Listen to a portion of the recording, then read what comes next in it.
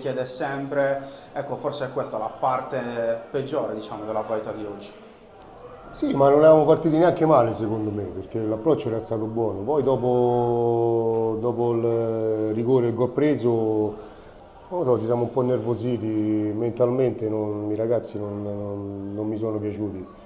Chiaramente avevamo più di un giocatore forse sottotono e non abbiamo espresso quello che facciamo di solito.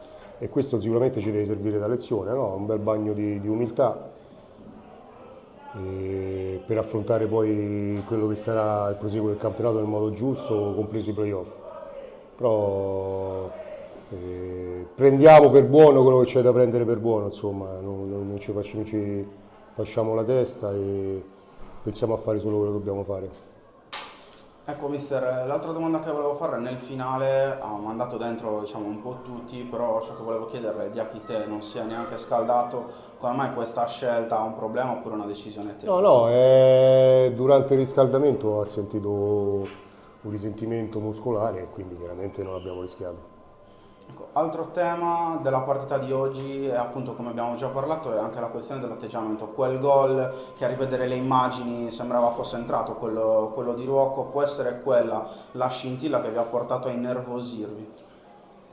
Sì, e poi il loro atteggiamento, loro chiaramente era un atteggiamento anche un po' di ostruzionismo, no? Perché anche il secondo tempo, se andiamo a vedere, penso si è giocato poco e niente, perché spezzavano sempre il ritmo, uomini a terra, ma il calcio ci sta, forse l'arbitro doveva, insomma, non permettere queste troppe perdite di tempo, però niente, ripeto, non so perché si è visto questo nervosismo, siamo cascati forse un po' dietro al risultato, al loro atteggiamento e non abbiamo pensato poi a giocare. Ecco, anche perché vedendo gli allenamenti, venerdì sono venuto all'allenamento, c'era entusiasmo nella squadra, si sono messi in mostra anche tra gli altri Gollino e Sanate facendo bene e facendo bene anche oggi, può essere questo il punto di partenza, il punto positivo da cui ripartire in vista di queste ultime 3 gare. No, ma in settimana i ragazzi sono allenati bene come fanno sempre, quindi non è quello il problema. Forse stiamo pensando a gestire questo fine campionato, come posso dire, mentalmente per arrivare poi ai playoff, però non è una cosa che mi convince tanto, sinceramente, perché dobbiamo fare sempre la partita e forse spero che si prenda per buono quello che c'è da prendere per buono da questa partita. L'ultimissima cosa, mister, nell'ultima settimana si è parlato di accostamenti alla spalla del direttore sportivo Colombino, si è parlato anche di lei come accostato alla spalla, ecco ciò che volevo chiederle appunto riguarda il futuro, ha già parlato alla società per quanto No, riguarda no, il futuro? io non ho parlato con nessuno, e tantomeno con nessuno, io sono concentrato a finire bene questo campionato, quindi non ho parlato con nessuno e sono cose, cioè sinceramente non so neanche di che stiamo parlando, sinceramente. Capitan Gigi Scotto, c'è un po' di rammarico e rabbia alla fine di questa partita, forse perché l'aspetto che è mancato di più è stato quello relativo all'atteggiamento che vi ha chiesto il mister. Sì, no, non più che c'è rabbia, c'è proprio incazzatura perché non volevamo arrivare oggi in casa a fare una sconfitta contro la Fermana, volevamo vincere per chiudere questo benedetto secondo posto per dare un bel segnale, invece non se l'abbiamo fatto, penso la peggior partita di quest'anno, credo sicuramente il secondo tempo uno dei peggiori, perché comunque c'erano anche loro che sono una buona squadra, che l'hanno messa sul perdere tempo, non era facile poi recuperarla. Però oggi non è stata una bella partita assolutamente. Ecco, sotto l'aspetto dei nervi è una partita un po' simile a quella della SPAL, dove la SPAL ha cercato di metterla più sul nervosismo, sulla cattiveria in campo, ecco, forse magari è l'affrontare questo tipo di partite il prossimo step verso i playoff. Sì, no, vabbè, con la SPAL c'è stata una cavolata mia che ha compromesso la squadra, che secondo me invece lì ha fatto tanta roba perché in 10 ha dominato su una squadra come la SPAL e quindi non è uguale. Questa partita è una partita come possono succedere tante, soprattutto con squadre che devono salvarsi e oggi onestamente loro hanno avuto più fame di noi. Io la vedo così perché Se la Torres ha quei punti, la Fermana ne ha 20, per me deve avere il doppio della fame. Oggi non ci siamo riusciti, perché poi non è che qualcuno entra in campo e dice no, oggi non voglio vincere. Ci siamo allenati benissimo in settimana, abbiamo fatto tutte le cose bene, siamo arrivati oggi e la verità abbiamo fatto tutta una partita non all'altezza. In vista di queste ultime 3 gare c'è sicuramente da blindare il secondo posto come obiettivo, ma anche e soprattutto quello di tenere alta la mentalità, perché poi arrivano i playoff. C'è da fare prestazioni importanti, perché con l'Ancona abbiamo perso, abbiamo pareggiato e avevamo fatto una prestazione clamorosa secondo me. Col Gubbio comunque sia si è andata a perdere su un episodio, quindi su un dettaglio, e abbiamo cercato di rimare i dettagli. Oggi 2 azioni, 2 gol e quindi siamo incavolati, perché poi comunque sia le partite quando vai sotto non è sempre facile riprendere, ma questo, la colpa dei gol è di tutti noi, non è che è difensori, se prendi gol è colpa dei difensori e se non segni è colpa degli attaccanti, no, la colpa è di tutti noi, quindi dovremmo allenarci ancora più forte. L'unica medicina che conosco è quella, non fare drammi, non fare troppi drammi, perché comunque siamo a 5 punti se oggi vince la Carrarese dal secondo posto, e prepararci bene in vista di questi playoff, perché comunque siamo a 10 giornate che sappiamo di doverli giocare. Ci interessa anche il posizionamento e cercare di chiudere in fretta, e non sarà facile, lo sappiamo. L'ultimissima cosa invece è sul pubblico. Nonostante la prestazione di oggi, quando siete usciti il pubblico vi ha applaudito, anche per darvi coraggio, questo è un fattore importante. No, oggi ci hanno dato un grandissimo segnale, infatti li ringraziamo siamo un po', non un po', incazzati neri, perché, scusatemi il termine, perché una cornice del pubblico così, c'erano tutti i presupposti per fare una bella vittoria e godercela, invece oggi siamo qua a rosicare e a essere incavolati, ecco. Francesco, una partita difficile, come ho detto col mister, anche da commentare. Si è parlato di atteggiamento che forse oggi non è stato quello solito. Ecco, cosa vi è mancato oggi in campo? Sicuramente è mancato l'atteggiamento e la fame che mettiamo di solito. Contro queste squadre è sempre difficile comunque giocare la partita. Diciamo che queste sono le partite più difficili. Oggi non siamo stati all'altezza sia a livello mentale sia a livello fisico. È stata giusta la sconfitta. L'unica cosa che posso dire è che il mio gol era regolare, ho rivisto le immagini, e quello avrebbe cambiato la partita. Però ovviamente dobbiamo cambiare atteggiamento già lunedì contro l'Arezzo. Ecco, facendo un paragone tra la Torres della prima parte del campionato e quella di adesso, negli ultimi metri del campo sembra stia mancando un po' quella classica brillantezza, quel gioco di prima che è stata una delle vostre caratteristiche. Ecco, come ti spieghi? Penso non ci sia una spiegazione. Io penso che sia normale avere un calo fisiologico durante il campionato, solo che ora dobbiamo voltare pagina subito e riprendere quello che stavamo facendo. Ecco, parlando invece dell'aspetto mentale, si è trattato anche poco fa col mister di un calo che può essere, secondo te, dovuto al fatto di avere un grande vantaggio sulla Carrarese, quindi avere già la testa proiettata verso i playoff? Sinceramente non saprei. Io comunque loro adesso sono a 8 punti di distanza da noi, giocano oggi con la Recanatese, però comunque se stiamo a fare i calcoli e tutto la vedo dura, quindi dobbiamo pensare solo a noi stessi e a vincere la partita e basta.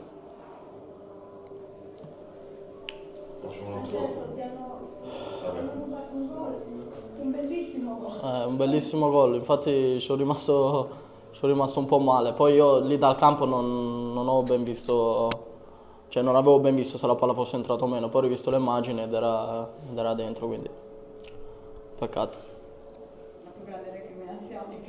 Come? Piano personale la più grande recriminazione? Sì, no, ma anche perché poi sarebbe cambiata la partita, penso. Quindi sì, c'è tanto rammarico.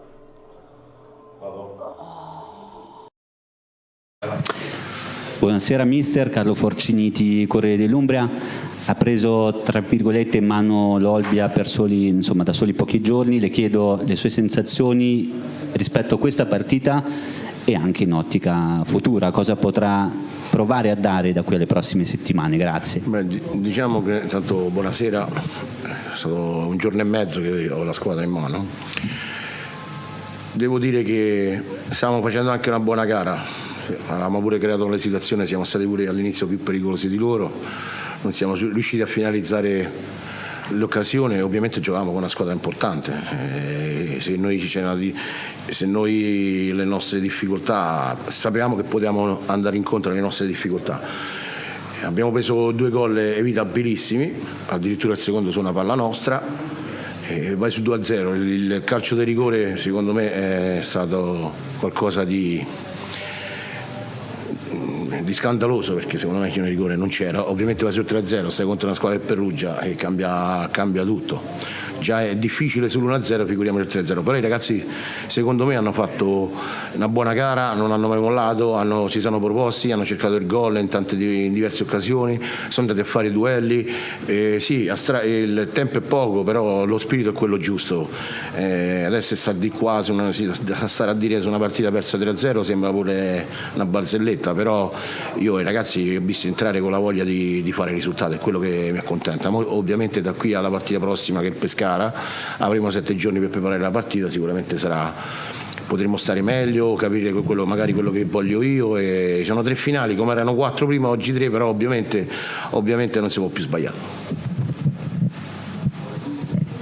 Sì, buonasera mister, Alessio Torsoli per acperugia.com. Allora, noi ce la ricordiamo, un grande giocatore con la maglia del Foggia, da leader qual è, poi alla fine ho visto che è andata sotto la curva dei tifosi, magari a prendersi delle responsabilità da uomo quale spogliatoio. Beh, penso che un allenatore la prima cosa che deve fare è mettersi davanti ai propri ragazzi. Poi ripeto, è poco e già ho visto che si dedicano a quello che io gli chiedo, perciò meritano questa mia presenza, se no altrimenti non sarebbe il giusto premio per chi ti dà nel modo migliore il lavoro che tu proponi. E su questo i ragazzi li ringrazio, anche perché comunque allenavo la primavera e di conseguenza i ragazzi sono messi in una disposizione da veri professionisti. E poi anche perché comunque oggi io, sotto il profilo dell'impegno di provare a vincere la partita, non posso dire niente. Poi oggi eravamo di fronte al Perugia, non è che eravamo di fronte all'ultima ruota del carro, anche se noi in questo momento queste cose non lo dobbiamo guardare, che sia il Perugia o che sia altre formazioni, però i ragazzi ci hanno provato. Le nostri ruoli li abbiamo pagati, il Perugia è stato più fortunato di noi, ovviamente poi c'ha più qualità di noi. Senta, ora 3 partite in cui l'Olbia si giocherà l'accesso a play-out, comunque per alimentare speranze di salvezza. È questo che dico, non abbiamo più il tempo di sbagliare, abbiamo il tempo di fare risultato, come lo dobbiamo cercare anche dentro noi stessi, a prescindere dall'aspetto tecnico-tattico.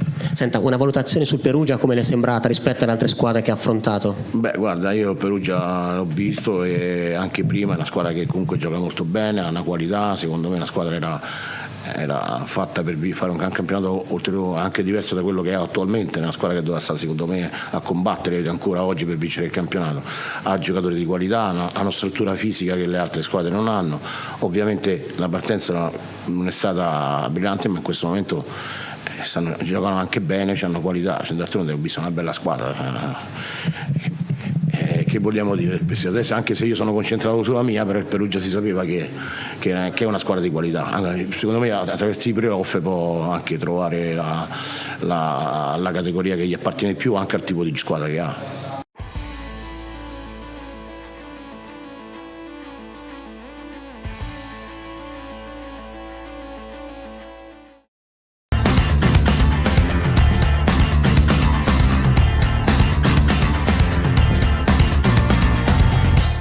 Tutto è pronto per il fischio d'avvio da parte dell'arbitro, che è il signor Vailati di Crema. Se vince la Cavese e se la Nocerina perde, siamo in Serie C. Qualsiasi altra combinazione ritarderebbe questo verdetto di qualche settimana. Attenzione, il passaggio verso Suris, che chiama a sostegno Piretta. Parte il suo traversone, colpo di testa, miracolo! E poi c'è la rete, ma viene annullata alla costa orientale sarda. Aveva segnato il giocatore Floris, obiettivamente inesistente. C'è ora una conclusione che finisce sul fondo pericolosissima la Cavese. E al minuto numero 15 abbiamo avuto una occasione per poter battere la difesa sarda con Di Piazza. Biancoblù hanno mantenuto il piazzamento attuale, i sardi no. Antonelli non riesce a fermare intanto Sulis, Floris, il cross basso, va a difendere Trost, però non è finita. Floris, parte il suo traversone, c'è il colpo di testa, poi arriva De Montis che batte dalla distanza. La giocata di Addessi che prova lo scambio, Di Piazza in area di rigore, sembra buona, Di Piazza, tiro! È stato mandato fuori il pallone, panza nella metacampo avversaria, parte il suo cross, c'è il colpo di testa, ancora la Cavese che attacca e alla fine va a terra uno dei nostri giocatori che si era sganciato.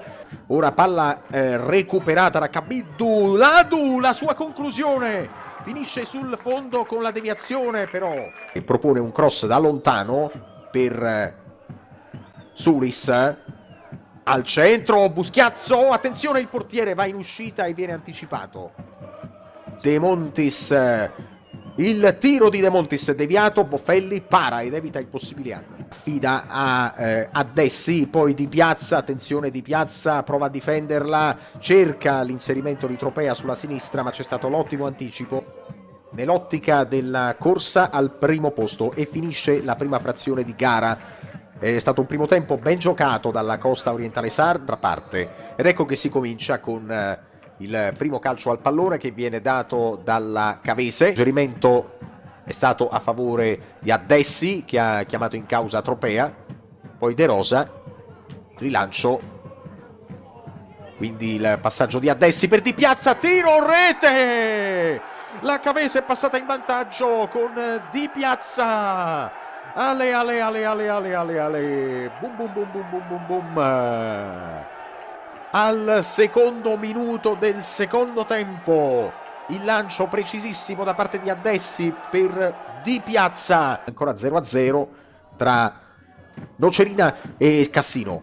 C'è in area di rigore Addessi che propone il tiro fuori bersaglio.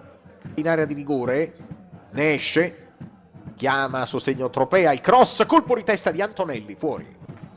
Aloia, la conclusione, parata di Boffelli e ora si dovrebbe procedere al tiro. Ecco il tiro di Santoro, fuori. Santoro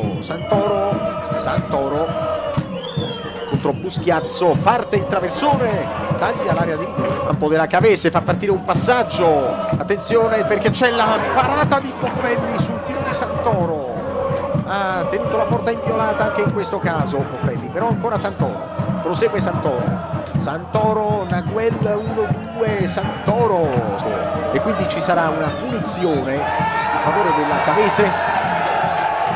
È finita la partita, la Cavese è andata a vincere per 1-0 a Tertenia contro la costa orientale sarda. Ma certo in questo momento il traguardo della promozione si sta avvicinando.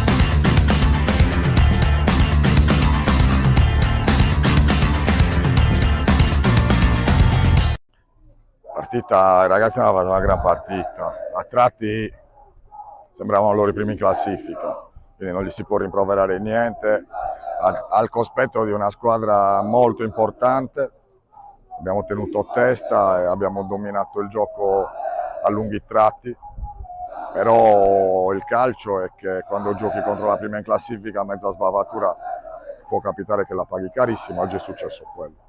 Però secondo me la squadra ha fatto veramente una partita molto importante sotto tutti gli aspetti, sia della qualità che della tenuta atletica, ma della tenuta mentale e della personalità.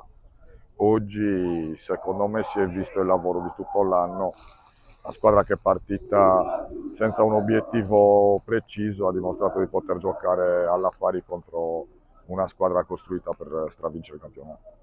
Proprio in relazione al progetto Costa Orientale Sarda abbiamo visto in campo anche oggi tanti giovani, tanti sardi e un altro tassellino messo nella costruzione appunto del progetto. Ma noi gli ultimi 3 mesi noi abbiamo lavorato sostanzialmente per costruirci un futuro e per valorizzare quei ragazzi che sono meritevoli di avere una possibilità. È ovvio che avevamo parlato tanto a inizio stagione di questo progetto, la cosa importante è che poi alle parole sono seguiti tanti fatti. Oggi abbiamo giocato contro la prima in classifica senza aver paura di mettere in campo il 2008, senza aver paura di far giocare Caviddu, che è un giocatore che l'anno scorso faceva la seconda categoria. Evidentemente sono tutti ragazzi che sono arrivati a uno step importante, a un livello importantissimo. Ci ritroveremo tanto del lavoro fatto questi ultimi 3 mesi la prossima stagione, perché in questo momento ci possiamo permettere di andare ad attingere da un gruppo di ragazzi veramente eccezionali, cui tantissimi giovani locali, comunque sardi, e ci faciliterà molto il lavoro per la costruzione del prossimo progetto. Ok, il campionato sarà da qui al 5 maggio, la prossima trasferta è ad Anzio, con che mentalità andrete? Con la stessa di oggi, perché il campionato va onorato fino all'ultimo secondo, perché le partite sono in questo momento più importanti per gli altri che per noi, ma diventano molto importanti per noi in funzione anche delle scelte che dovremo andare a fare poi a giugno sulle riconferme e sulla programmazione per l'anno prossimo. Quindi tanti di questi ragazzi in questo momento sono sotto esame per potersi guadagnare un posto in questa squadra il prossimo anno. Ci dà qualche anticipazione relativamente alla programmazione?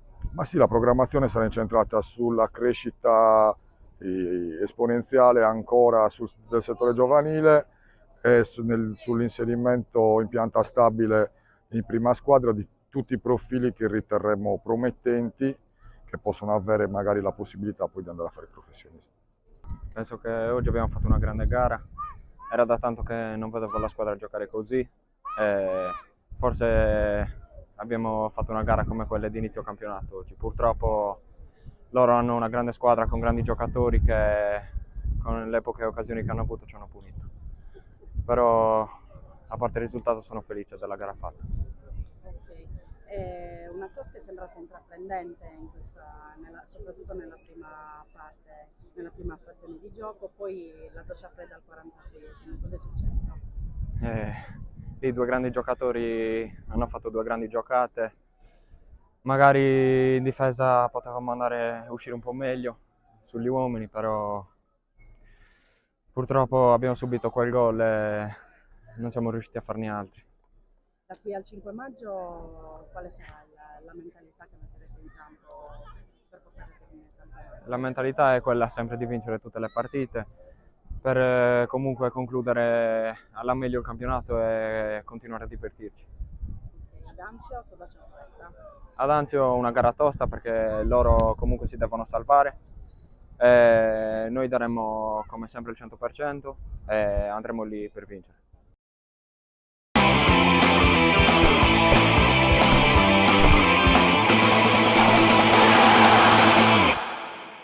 Buon pomeriggio dal Trastevere Stadium, Gaetano Vitale a raccontarvi Trastevere Sassari, il 30° episodio di questo girone G di Serie D. È una sfida che può significare tanto perché il Trastevere vincendo darebbe un'altra spallata, forse quella decisiva al discorso salvezza, e lo farebbe trovando per la prima volta in stagione 3 vittorie consecutive. Di fronte c'è però un Sassari in ampia difficoltà ma che ha dalla sua 5 sfide prima del traguardo finale per mantenere la categoria. Tanto qui rimessa per Canu. Si gioca in spazi strettissimi, Grassi riesce a farla uscire, possibilità di palla dentro, palla che arriva, poi attenzione a Grassi che sblocca il match con un tiro al volo che fulmina Semprini, il Sassari avanti al Trastevere Stadium. Cercare di dare un appoggio a Scognamillo che qui si libera benissimo, serve Grassi che si può girare dall'altra parte libero un compagno, visto, servito, sbagliato il controllo, poi il tiro di Cano effettivamente è pericoloso ma ha perso un tempo di gioco. Mastro Pietro si gira dal lato corretto, trattenuto da Saba, poi reazione di Mastro Pietro che va fuori, cartellino rosso, fallo appunto di reazione del numero 7 e poi anticipo di Santovito nonostante l'ammonizione. Allora Crescenzo, spazio centralmente, si butta nello spazio massimo, zona tiro, palo pieno per il capitano del Trastevere che stava per pareggiare la situazione, poi insiste Tortolano attaccato da Pireddo, Massimo scucchiaia per Alonzi che la difende, può appoggiarla, vuole girarsi spostandola sul sinistro, poi fallo su Tortolano e questo è calcio di rigore per il Trastevere. prova a disturbare la battuta il portiere del Sassari, fischia l'arbitro, parte Tortolano. Guarda negli occhi il portiere, lo batte, sono 3 nelle ultime 3, è il suo momento. Tortolano pareggia la partita 1-1, riesce anche quasi ad andare in avanti con Grassi. Chiusura di Santovito che addirittura vuole un sombrero, sbracciata di Grassi che va addosso all'avversario. Attenzione perché il fallo secondo l'arbitro è di Santovito che viene ammonito, doppio giallo, e questa è chiaramente una giocata sbagliata del direttore di gara. Aveva platealmente sbracciato Grassi, doppio giallo per Santovito, Trastevere in 9. Di testa, Crescenzo vuole la seconda palla, la ottiene, passa con un tocco di testa, zona tiro per Crescenzo, guarda la porta, trova Carboni sulla ribattuta, forse intervento pericolosissimo di Patacchiola su Traditi. Eccolo qui il fischio, è l'ultimo frame di Trastevere-Sassari. Trastevere che nonostante la doppia inferiorità numerica riesce a portare un punto a casa, è il terzo risultato utile consecutivo. Il Sassari torna a fare punti. Siamo con l'allenatore dell'Atletico Uri, uscite sconfitti dal Mazzella negli ultimi secondi. Il calcio di rigore e il rigore di Talamo vi levano quantomeno un punto che per la partita che comunque aveva fatto l'Atletico Uri era, diciamo, il giusto merito, possiamo dire. Sì. Già detto tutto lei, insomma, andiamo via subendo l'ennesima ingiustizia di questo campionato, sempre per decisioni arbitrali, perché adesso ci siamo veramente stancati e ogni domenica dobbiamo commentare sconfitte, torti, ingiustizie. Non so cosa ci sia dietro, non so che cosa stia capitando quest'anno, però la situazione è veramente imbarazzante, Oggi è stata una cosa assurda, un rigore 1 metro dalla linea dell'area e tutti abbiamo visto lui lì. Non può essere solo un errore, francamente vedo qualcosa di molto molto strano e mi dispiace per la società, per tutti noi, per i ragazzi. Stiamo facendo sacrifici immani, insomma, per poter mantenere questa categoria, però stiamo subendo delle ingiustizie clamorose, viene difficile veramente commentare, incoraggiare i ragazzi, dare la forza per continuare. Ogni domenica stiamo vedendo cose pazzesche, insomma. Oggi nel primo tempo c'erano dei contatti in area incredibili, ha sorvolato, ha fatto l'arrogante, poi alla prima occasione, perché è una partita che abbiamo gestito con grande semplicità, non abbiamo mai rischiato, semplicità nel senso che comunque bene, ecco, senza mai rischiare niente, poi ti vedi sfumare la possibilità di portare a casa un risultato positivo che per i ragazzi era importantissimo. Questo è veramente difficile da buttare giù.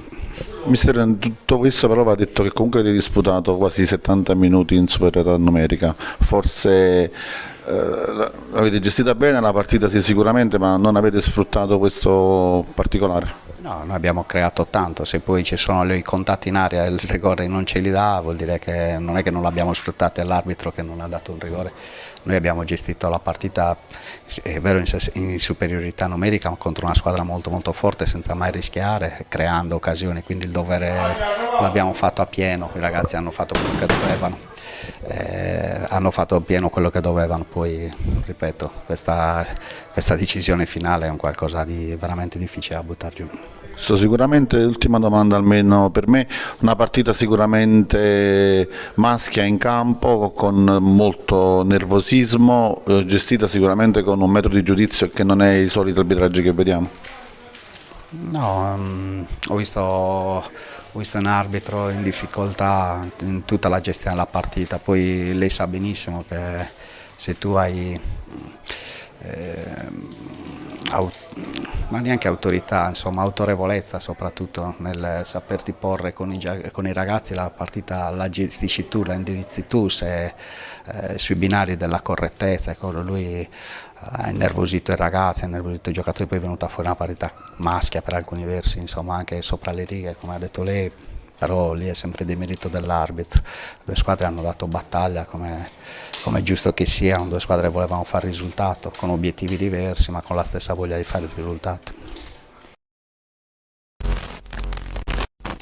Amici di Directa Sport, benvenuti nella splendida cornice di Budoni per la 30ª giornata del campionato di Serie D per il girone G.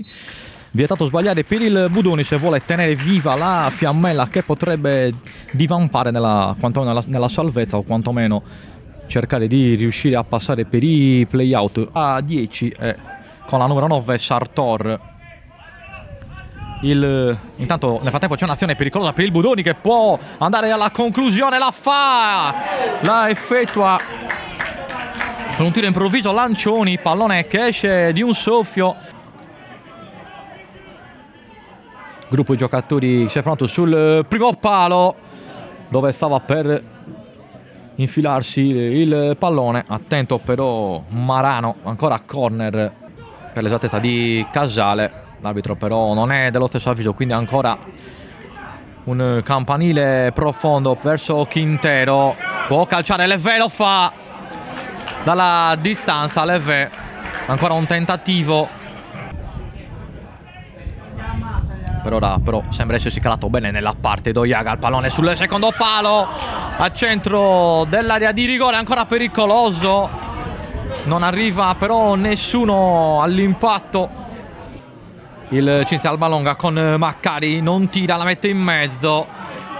Rasoterra e il Bakhtaoui non riesce a controllare il pallone, quindi può distendersi Quintero, apre la falcata il giocatore ecuadoregno, esce in maniera scellerata Fusco, ancora Quintero e il pallone che poi sta ancora per diventare pericoloso, lo riconquista Levé, non calcia Levé, lo deve fare in questo istante e il portiere Fusco compie un intervento miracoloso. Poi però ci mettono a pezzo il Cinzia Albalonga, siamo già dalla parte opposta con El Bakhtaoui, attenzione al franco marocchino, poi ottimo il ripiegamento difensivo di Levé che però perde palla, quindi il Bakhtaoui, miracolo di Marano, grande parata di Marano. Budoni che può impostare l'azione offensiva con Quintero, alleggerisce all'indietro, poi il pallone che arriva buono per Dojaga, si coordina per la conclusione, ancora Dojaga se la porta sul destro, poi converge ancora sul sinistro, Dojaga non calcia subito in Dojaga e perde il pallone, non si è fidato del destro, arriva bene alla conclusione, però spesso sbaglia il tentativo di andare a rete, pallone che poi diventa buono all'improvviso per Levé, ancora una volta, mentre che poi agisce anche sui muscoli, sulle decisioni da prendere negli attimi giusti per impensierire, e poi arriva il gol improvviso ed è tutto buono con Quintero, l'ecuadoregno che firma l'1-0 per il Budoni. Ci siamo distratti un attimo, ma il Budoni nel primo vero affondo del secondo tempo si porta in vantaggio con Quintero. Dojaga si muove sulla linea del fuorigioco, Levé, pallone che viene arpionato da Lancioni, va il tiro e la rete, 2-0 del Budoni con Bammaccaro, 1-2 micidiale della squadra di casa.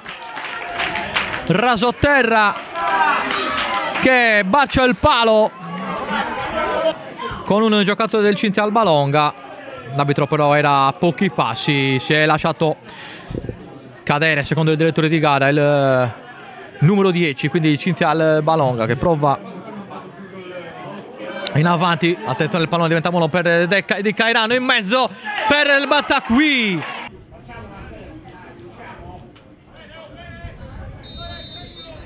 Fischia dietro di gara Dojaga, dove arriva l'intervento di prima intenzione Barbosa, mette per un attimo il mirino al Bakhtaoui, poi Pisano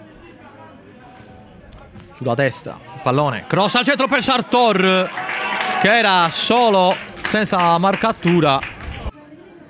Budoni ancora in possesso, Mariello, poi Bammaccaro, lob di Bammaccaro direttamente in porta, poi un proiettile, sembrava però in controllo Fusco, Jeffrey Mo, quindi albanese.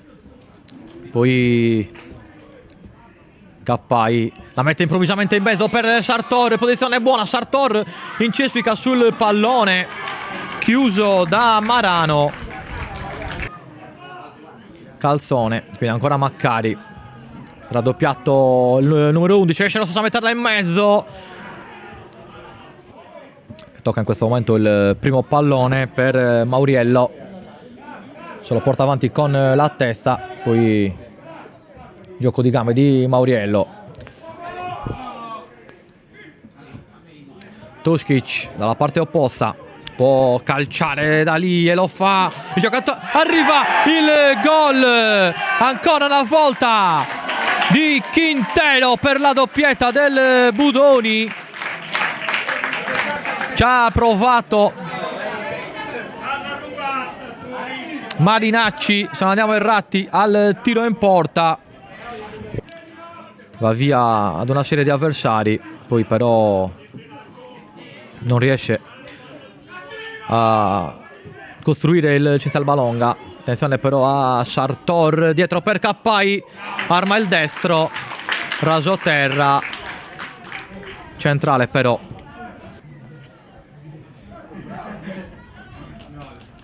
Barriera 4 comandata da Marano. Anche Mo a saltare, sono tutti dentro gli uomini del Budoni. Fischio dell'arbitro.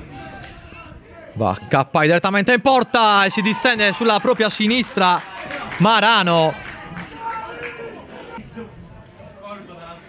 L'anno scorso 17 reti da esterno con il Reggio Mediterranea in eccellenza, Lancioni. Un giocatore, come avete visto, molto mobile e imprevedibile. E arriva il triplice fischio del direttore di gara, finisce 3-0 qui a Budoni, tra Budoni e Cinzia Albalonga.